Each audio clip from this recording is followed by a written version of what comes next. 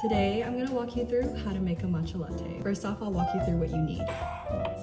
These are my 3 non-negotiables. Obviously, you need a matcha powder. So you're gonna need a bamboo matcha whisk. You're gonna need a sieve. These are the things that I feel like you can obviously use alternatives for. You'll need a bowl of some sort. It doesn't necessarily have to be a bowl made for whisking matcha. For example, you can use a bowl like this. You probably have one like this in your kitchen. Preferably flatter on the bottom, just so you can whisk properly. This is a chashaku. It is a bamboo scoop that you typically see used for matcha. You don't have to have this. You can easily use something like a teaspoon measure or just any little small spoon you have in your house. As for things to make your latte, you're going to need a milk of choice, a sweetener if you'd want. A lot of matcha lovers have a scale in their matcha setup. This is not necessary at all. I just have one because I like to be precise about the amounts that I'm putting in, but honestly, I was measuring by eye for a very long time, and that's okay. First up, you're gonna boil some water. I have this temperature controlled one here, and I set it to 176 Fahrenheit and let that boil until it reaches that. While your water's heating up, what I like to do is place my whisk into a separate cup or bowl, just like this. And once your water is hot, you're going to pour the hot water over your whisk. This is soaking your whisk so that the bristles are flexible and don't break into your matcha while you're whisking. About there. The amount of water doesn't matter, just as long as you're not touching that little thread right there. Push that aside and let that soak. Moving on to the matcha. Grab your sieve, place that over your matcha powder. Gonna scoop out a hearty scoop like that. Once again, heaping spoonful. I like to do 3 of these. We're gonna sift out this matcha. You're gonna sift this matcha to make sure there's no clumps and that it's a smooth consistency when you whisk it.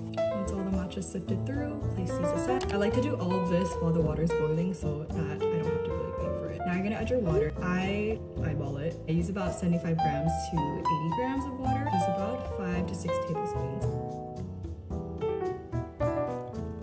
Actually, I think it's more, but now that we have our whisk soaked, we also have our matcha sifted and water added. It is now ready to whisk up our matcha. Take your whisk out of the water, place it in the bowl. I like to swirl it around initially to combine the matcha powder and the water, kind of break up those clumps. Now you're just going to start whisking in a W motion. Do it quite vigorously. I'm going to create really big bubbles and froth up that matcha. By frothing it up, I'm going to create a really nice texture and very satisfying mouthfeel. I think we look pretty good for the first stage. As you can see, really big bubbles on the surface. What we're going to do now is create our microfoam. When you do whisk your matcha, there is microfoam in general, but I like to make a really bouncy, fluffy layer. And for me, the key for that is adding a bit more water, which we already did, and also this final step, which is whisking closer to the surface and going really slowly to break up those bubbles. As you can see, motions are a lot slower. I'm just going back and forth, and as you do this, those big bubbles are going to start to get smaller and get a really nice frothy layer on the surface. It's so pretty. The benefits of microfoam is that it creates a better texture to the matcha. Also makes it taste a little better. It mutes out those more intensely bitter flavors. This is looking good. Do you see the difference from earlier? It's a lot smoother. Those bubbles are really fine now. And when you do this, it's really bouncy. Moving on to building the latte. Grab a cup. This is the Kinto cast beer glass. Add as much ice as you want. I prefer a lot.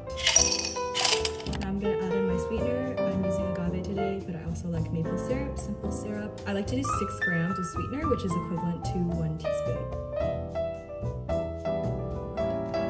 Next, you're going to add your milk of choice. I like to use the Minor Figures oat milk with some bouillon. Add in about 125 grams of milk, which is equivalent to half a cup. All that's left is to do your matcha pour. You're gonna want to slowly pour, just so you can maintain those layers and it'll look really pretty.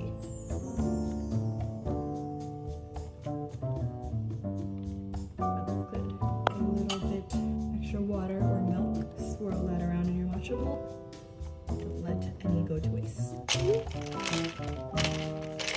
Oh yeah, that looks really good. If you see this is that microfoam layer that you created, and it's super foamy frothy on top. It looks so satisfying. Make sure all your sweetener is mixed in. You're all set. Look at that green. Looks so good.